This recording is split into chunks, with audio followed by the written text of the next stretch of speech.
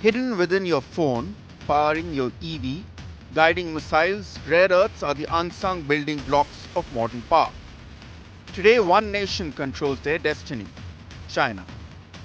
Over decades, China has sculpted a rare earth empire, controlling over 90% of refined output and almost 95% of global production. Strategic billions flowed into refining technology, reinforcing a supply line so tight that it's almost untouchable. The world's top refiner, China is not just processing these materials, it is weaponizing them. Recent export curbs triggered global alarm when prices for medium and heavy rare earths surged over 200%. But Beijing's response was not panic, it was measured. A partial lift on restrictions gave allies a lifeline, while tying them more closely to its supply. Analysts call it a kite-flying strategy, controlled yet menacing. In China, rare earth refining and magnet making power electric vehicle motors, wind generators, and fighter jets. In 2024 alone, Chinese exports of rare earth magnet reached 58,142 metric tons, valued at nearly $2.9 billion. Germany accounted for almost 19%, followed by the United States, South Korea, and Vietnam. These materials are indispensable. Smart devices, renewable tech, military systems cannot do without them. Meanwhile, Myanmar pays in ruin and repression. Once barely mapped, the hills in Myanmar's Kachin state are now pockmarked with over 26 illicit rare earth pits.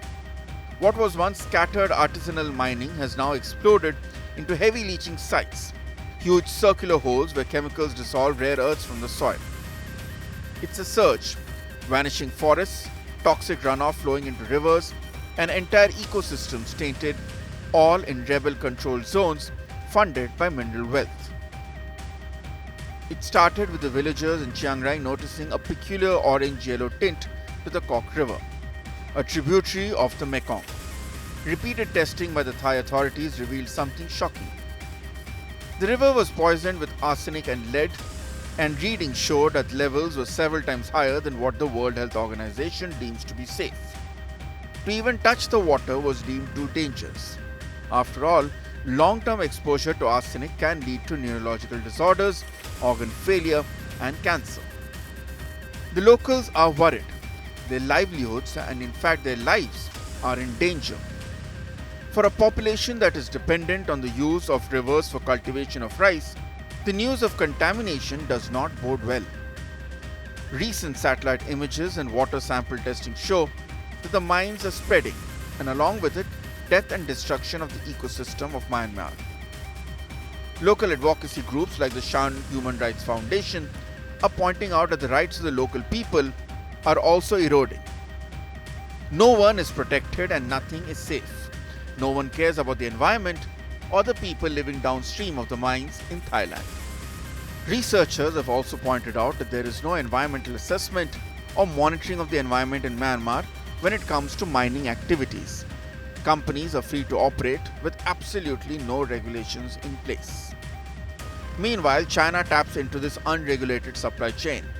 As its factories hum, raw ores flow in from beyond its borders. China's monopoly is more than economic.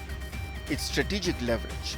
When Beijing controls the supply, prices soar. US defense contractors scrambled as key components in drones and jets faced delays and cost explosions. Some rare earths spiked 60-fold. In response, the United States revived its lone rare earth mine, Mountain Pass, and launched domestic processing via MP materials. Yet, catching up has meant incentives like Pentagon-backed $110 a kg price floors.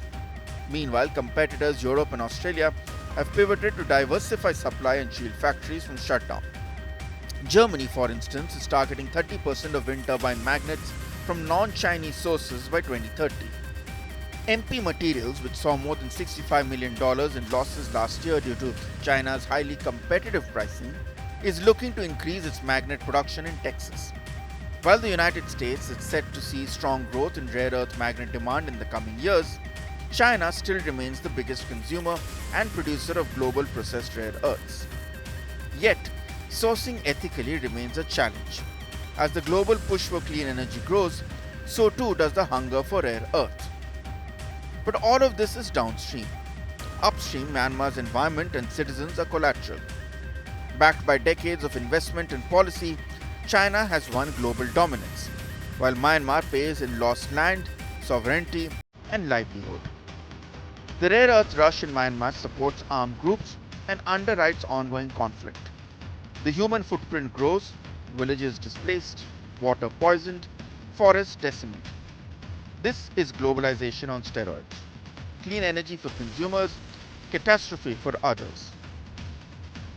Even with China so far ahead, the world is resisting.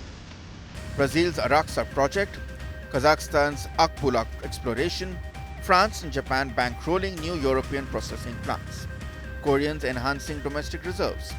Yet, even with these efforts, expert estimates foresee China's refining shareholding above 70% into 2040.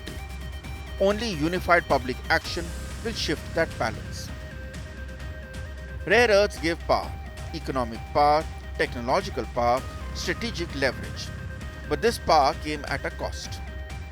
Behind every magnet in your EV lies a scarred mountain in Myanmar, a community displaced, a river poisoned. Locals watch, rivers die, and fish vanish while leaching chemicals pollute wells and farmland. This struggle isn't just about rare metals. It's about creating a future that respects both technology and humanity. Without vigilance, the true cost of rare earths may double charged. And no amount of green claims can offset that.